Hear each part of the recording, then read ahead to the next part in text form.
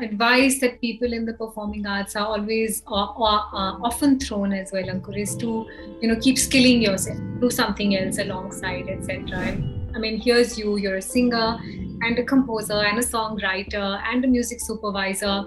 Did it come organically for you, or are these muscles that you had to consciously build, thinking, here's an opportunity and this could open up other avenues for me, not necessarily only financial but other ones?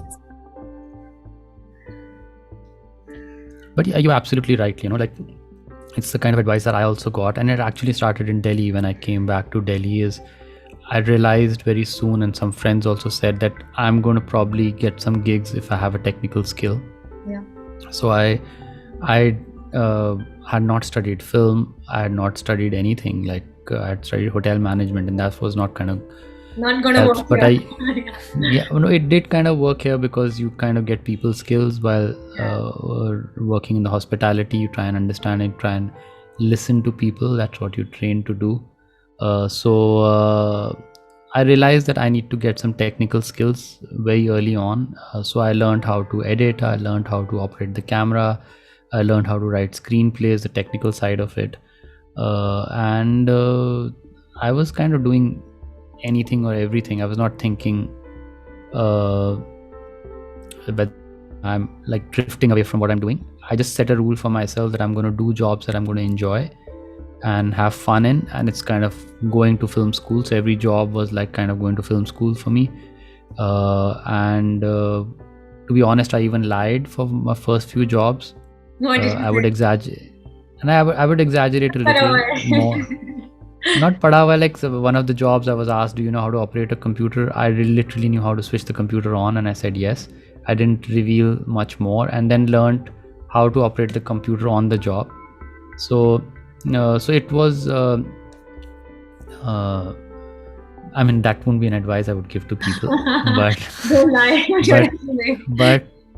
but like it did happen to me. And when you are kind of desperate, and when you have literally nothing in your plate, then it can drive you to places where you can't imagine. It would be probably beyond your value systems.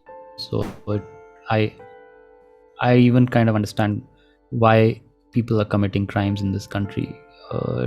It's we are not in a very comfortable place, so it can happen. And one key learning from that is empathy. Is unless until we are empathetic to the world, we're not going to make a better place. So it's very important to understand where people are coming from.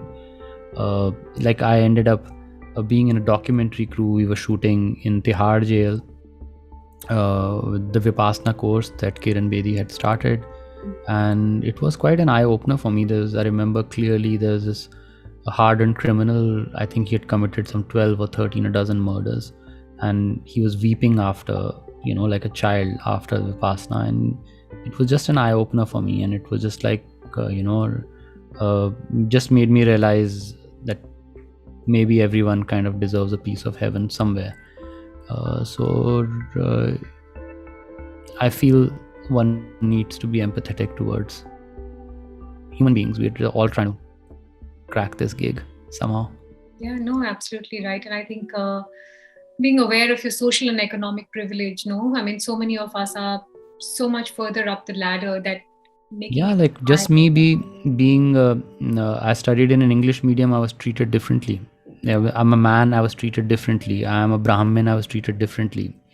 And I'm aware of it, and I keep that conscious hat on for myself to look out for the people who probably don't have that privilege, and try and make sure that I don't exploit that privilege. In fact, if I could use it to help someone in any way, I would love to. Yeah.